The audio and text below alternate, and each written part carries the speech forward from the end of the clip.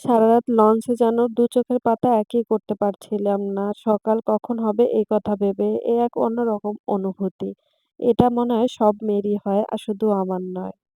বারবার মনে হচ্ছিল কেউ যেন আমার জন্য অপেক্ষা করছে। কখন আব্বু-আম্মুকে দেখবো, দু চোখ শান্তি করবো, কখন বাসায় যাবো, নিজের রুমটাকে দেখবো। এই কথা ভাবতেই যেন আমার সময় পার হচ্ছিল না। এই তো দেখুন আমরা চলে এসেছি আর আমি আসা উপলক্ষে আমার মা তো রান্না-বান্নায় লেগে গেছে। মারা মনে হয় এমনই হয় না? মেয়েদের জন্য এটা ওটা কত আইটেম করে ভরে ফেলতেছে।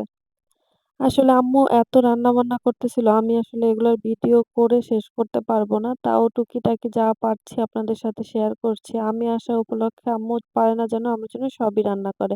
আর ইয়াসরা তো অনেক বেশি এনজয় করতেছিল। ও যখন আসে তখন অনেক ছোট ছিল। ও হয়তোবা অত কিছু বুঝতো না। এবার ও অনেক কিছু বোঝে।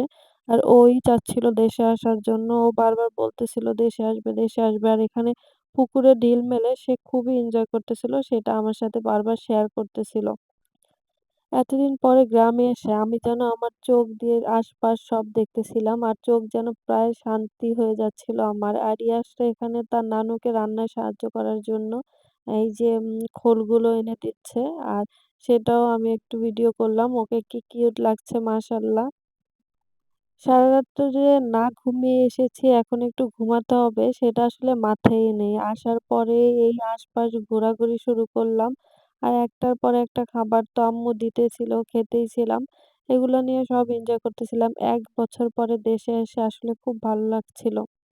আর এখানে আম্মু দুপুরের রান্না-বান্না করতেছিল আর আমাদের সকালের নাস্তাও রেডি করতেছিল। আম্মুর হাতের রান্না এতদিন পরে খাবো। আর মাটির চুলার রান্না আমার জামাই খুব পছন্দ করে। তাই আমার আম্মু আসলে আমরা আসলে চেষ্টা করে মাটির চুলায় রান্না করতে। এতে আম্মুর অনেক বেশি কষ্ট হয়ে যায়। তাও আম্মু চেষ্টা করে রান্না করার জন্য। আর এখানে দেখুন আম্মু কত আইটেম করতেছিল। আর এই যে নারকেল দিয়ে আম্মু আমার জন্য পিঠাও বানাবে। আসলে কোনো সময়ই আমি পিঠা পিঠা এসব খাবারগুলো পছন্দ করতাম না। কিন্তু এসে এবার আম্মুর সাথে বায়না করলাম যে পিঠা খাবো। আর সাথে সাথেই আম্মু নারিকেল ভেঙে পিঠার আয়োজন শুরু করে দিল। আর এখানে রান্না-বান্না করতেছিল।